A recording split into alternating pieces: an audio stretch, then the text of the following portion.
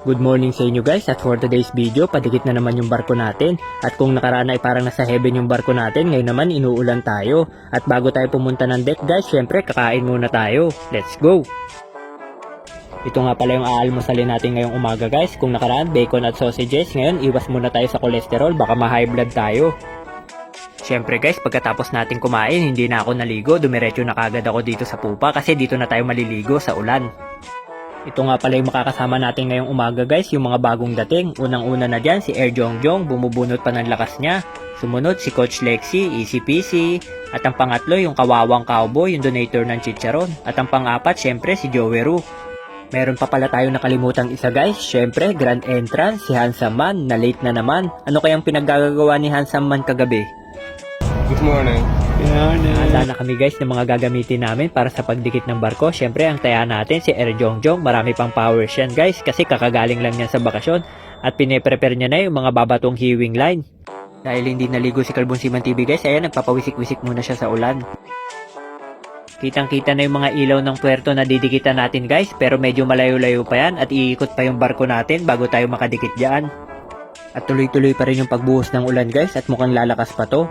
Gustong-gusto talaga paliguan si Kalbong Seaman TV kasi hindi naligo. So ito nga pala yung mga for sale nating seaman guys. Pili na lang kayo ng gusto nyo, tallest to smallest. At ang issue nyan guys, tatlo na dyan ang taken at sina Air Jongjong na lang at si Handsome Man ang available.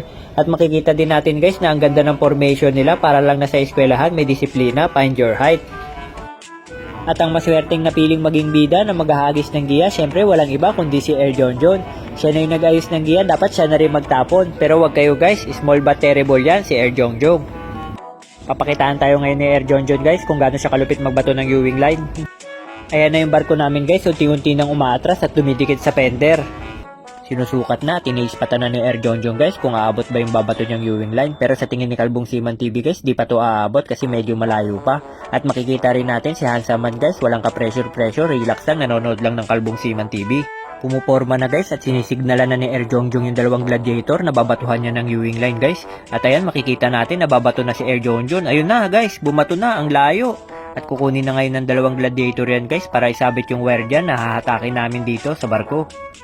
Makikita natin yung powers ng galing bakasyon guys, lalo na si Coach Lexi. Ayan oh, hinahatak niya lang mag-isa oh. Easy lang sa kanya, ang lakas mo talaga Coach Lexi. Pangalawang wire, si Coach Lexi pa rin ang hahatak. Kakaibang recharge ang ginawa nito ni Coach Lexi sa Pilipinas. Ang lakas-lakas. Tamang-tama talaga yung strategy ni Kalbong Seaman TV guys na hindi maligo ngayong umaga. Kasi alam niyang maliligo siya ngayon sa lakas ng ulan. O tinamad lang talaga siya. Ililipat na ngayon guys yung malalaking wire sa kabilang drum ni Air Jongjong at ni Kawawang Cowboy. Dahil sa hindi waterproof yung cellphone natin guys, namatay to kasi nabasa. Buti na lang gumana pa yung cellphone natin guys at nakita nyo yung pitik na yun guys. Hindi gano'n nakita ni Coach Lexi yun pero napakalakas ng pitik na yun. Ulitin natin. Medyo hindi niya na nakita kung gano'n kalakas yung pitik na yun guys kasi nakatingin na siya sa baba. Buti na lang may camera tayo.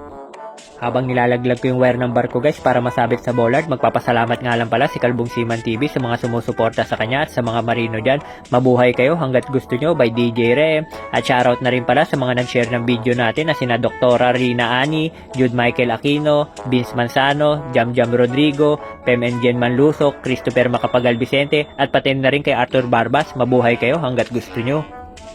Balik tayo sa labanan guys at makikita natin si Kawawang Cowboy na sinisecure na yung hewing line at binabalik na sa dating posisyon.